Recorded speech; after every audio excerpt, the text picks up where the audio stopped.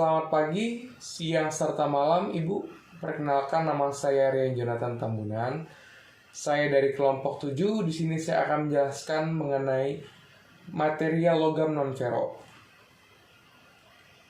Definisi logam non-ferro atau non-ferrous metal adalah jenis logam yang secara kimiawi tidak memiliki unsur besi atau ferro, Fe. Oleh karena itu, logam jenis ini disebut sebagai logam bukan besi atau non-ferro. Logam ferro merupakan sebuah logam paduan yang terdiri dari campuran unsur karbon dengan besi untuk menghasilkan suatu logam paduan yang mempunyai dua sifat yang berbeda dengan besi dan karbon, maka dicampur dengan berbagai macam logam lainnya. Sementara pengertian logam adalah elemen kerak bumi atau mineral yang terbentuk secara alami di mana jumlah logam diperkirakan 4% dari kerak bumi. Logam dalam bidang keteknisian adalah besi yang biasanya dipakai untuk konstruksi bangunan-bangunan, pipa-pipa, alat-alat, pabrik, dan sebagainya. Sifat logam non-ferro.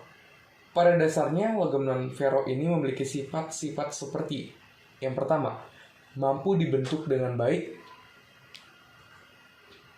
Yang kedua, massa jenisnya rendah. Ketiga, penghantar panas dan listrik yang baik. Keempat, mempunyai warna yang menarik. Kelima, tahan karat.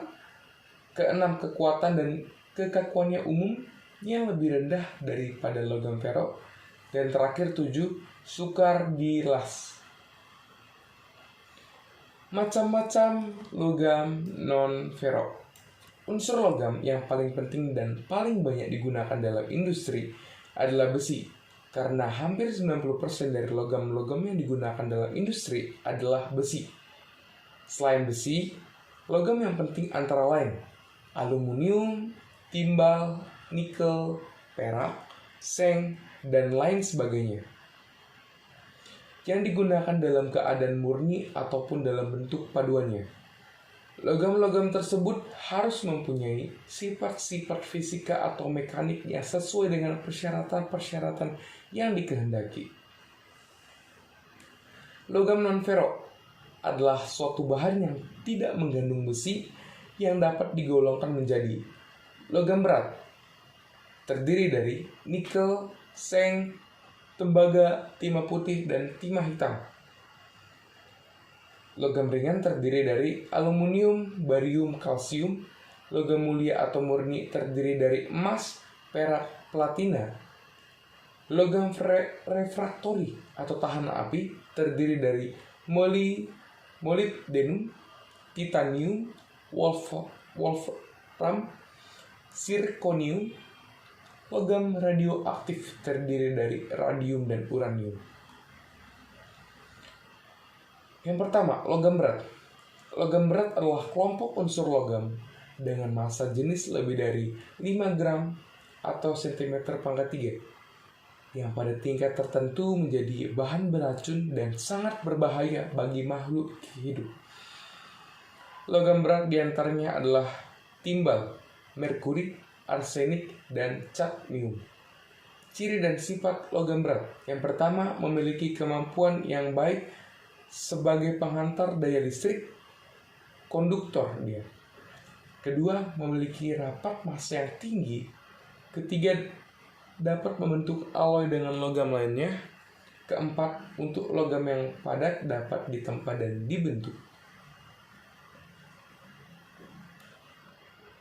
Yang kedua, logam murni.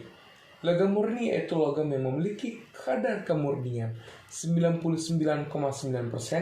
Titik lebur tinggi, merupakan penghantar listrik yang baik, dan memiliki daya tahan terhadap karat.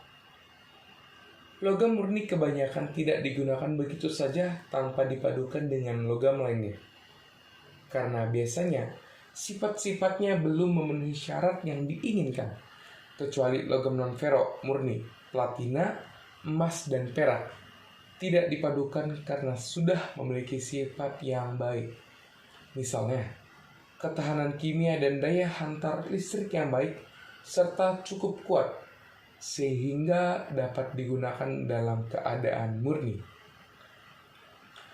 Tetapi karena harganya mahal, ketika jenis logam ini hanya digunakan untuk keperluan khusus, misalnya dalam teknik proses laboratorium dan keperluan tertentu seperti perhiasan dan sejenisnya.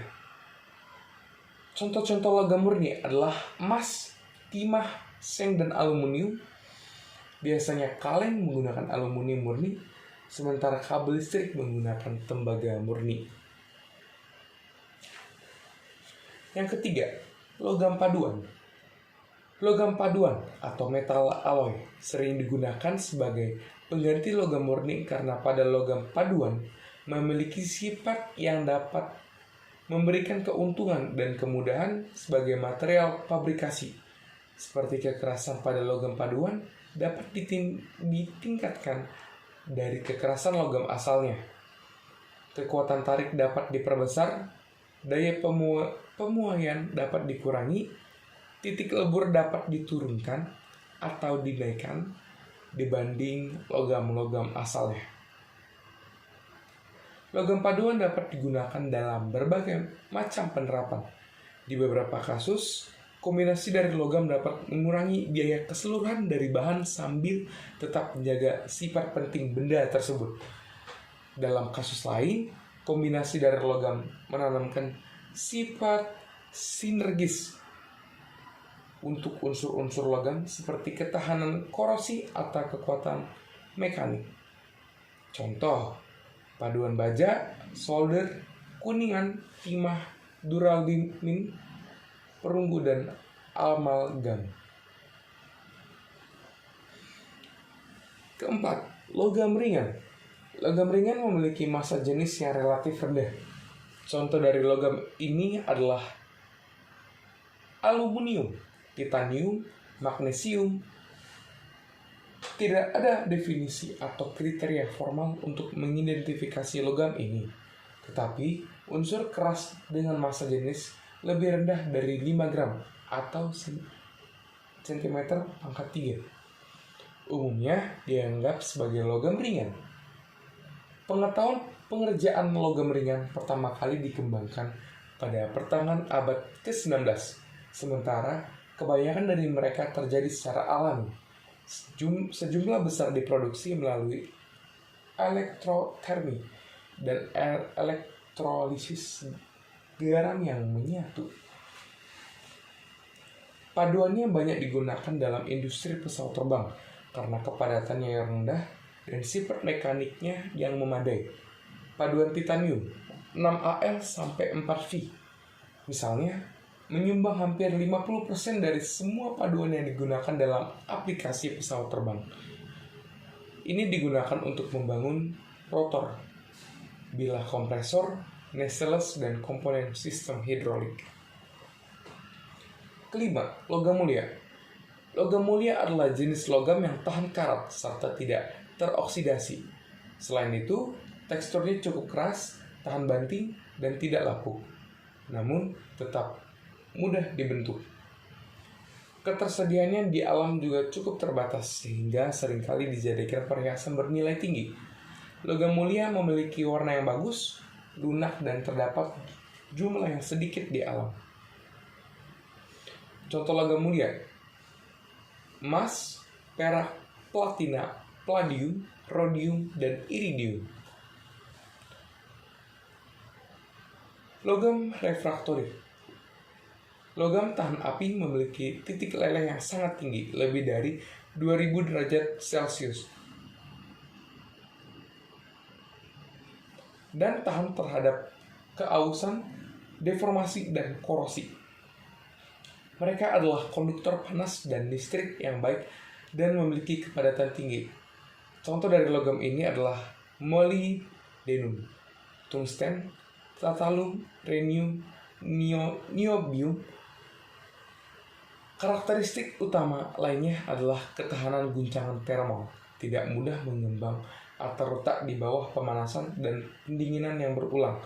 Namun, mereka dapat berubah bentuk di bawah beban stres tinggi dan teroksidasi pada suhu tinggi. Kekuatan dan kekerasannya membuatnya ideal untuk alat pengeboran dan pemotongan. Karbida dan paduan logam tahan api digunakan di hampir semua industri, termasuk pertambangan, otomotif, dirgantara, kimia, dan teknologi nuklir. Ketujuh, logam radioaktif. Logam radioaktif adalah bahan yang menunjukkan gejala radioaktif karena radionuklida. Radioaktif adalah radiasi elektromagnetik dan penyebaran partikel pada saat terjadi perubahan spontan suatu inti atom dan atau disebabkan pembelahan inti secara spontan. Di antara logam radioaktif yang kita kenal adalah uranium, radium, dan plutonium. Beberapa contoh radioaktif dan kegunaannya. Yang pertama, uranium sebagai bahan bakar reaktor nuklir. Yang kedua, radium digunakan dalam memproduksi cat dan digunakan sebagai terapi kanker. Dan terakhir, ketiga, plutonium digunakan sebagai bahan peledak serta kunci dalam pengembangan tenaga nuklir untuk keperluan industri. Sekian dari saya, mohon maaf jika banyak kekurangan. Terima kasih.